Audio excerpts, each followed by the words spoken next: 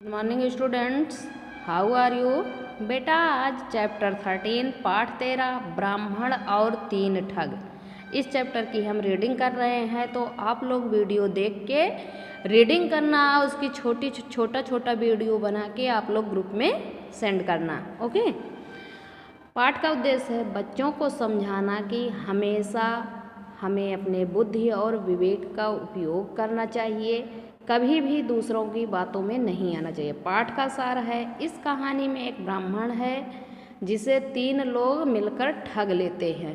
ठीक, एक ब्राह्मण था, वह लोगों के यहाँ पूजा यज्ञ और हवन आदि करवा कर अपना गुजारा करता था। एक दिन उसे किसी आदमी ने भेंट स्वरूप दूध देने वाली एक बकरी दी।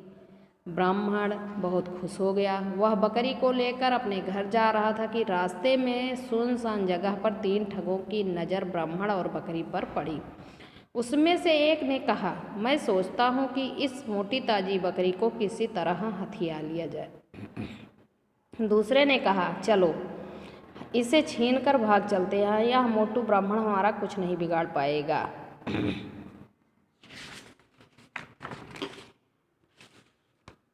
तीसरे ठग ने कहा, नहीं, बकरी छीन कर भागने की कोई ज़रूरत नहीं है, मेरी तरकीब से यह यहाँ से अपने आप ही बकरी छोड़कर भाग जाएगा।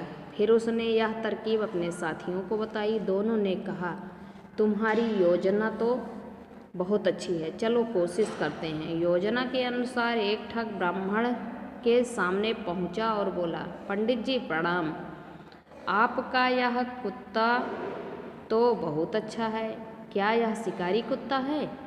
उसकी बात सुनकर ब्राह्मण बोला, क्या तुम्हें दिखाई नहीं देता मूर्ख, यह कुत्ता नहीं बकरी है। कितनी मूर्खता की बात है कि बकरी को कुत्ता कह रहा है, तो क्या आपके इस कुत्ते को मैं बकरी कहूँ? तब आप मुझे बुद्धिमान मानेंगे। यह कहकर हंसता हुआ ठग चला गया।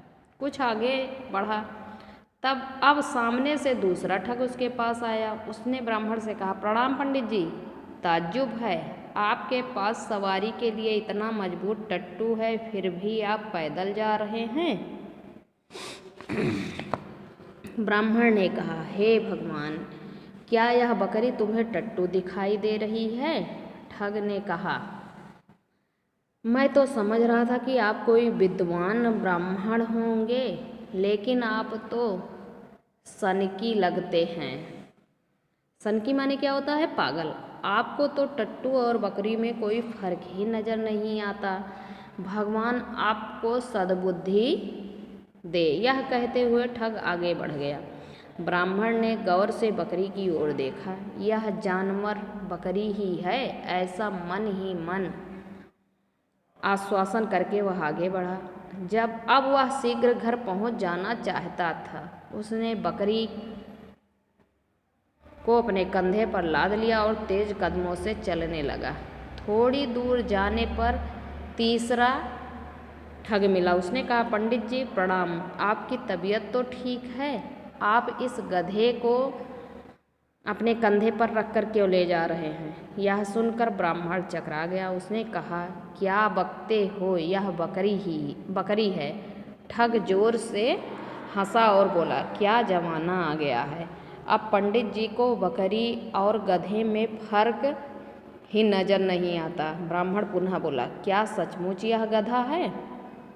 बिल्कुल गधा ही तो है यह, ठग ने दावे के साथ कहा। यह सुनकर ब्राह्मण घबरा गया। उसे लगा कि उसकी बकरी कोई जादूगरनी है जो थोड़ी थोड़ी देर में अपना रूप बदल रही है। डर कर ब्राह्मण बकरी को वहीं छोड़कर भाग खड़ा हुआ। यह देखकर तीनों ठग बहुत खुश हुए। वे खुशी खुशी बकरी को लेकर चलते बने। ठीक ही कहा गया है, लोगों की बातें सुनकर अपनी धारणा नहीं बदलनी चाहिए। तो बेटा आप लोग वीडियो देख के इसकी रीडिंग करना, और वर्ड मीनिंग आपकी बुक में है। हवन मतलब पूजा की एक पद्धति, हथियाना माने हड़प लेना,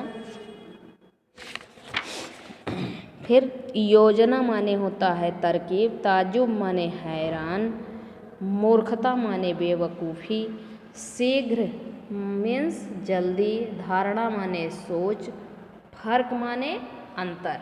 तो बेटा आप लोग वीडियो देख के इसकी रीडिंग करना और इसकी वर्ड मीनिंग आप अपनी हिंदी की कॉपी में राइट करके लर्न करना। ओके, नेक्स्ट वीडियो में मैं आपको इसकी ओरल क्वेश्चन और एक्सरसाइज कराऊंगी। तब तक आप लोग इसे रीड करिए और वीडियो बना के सेंड करिए छोटा छोटा। ओके, नाम सहित। Thank you, have a nice day.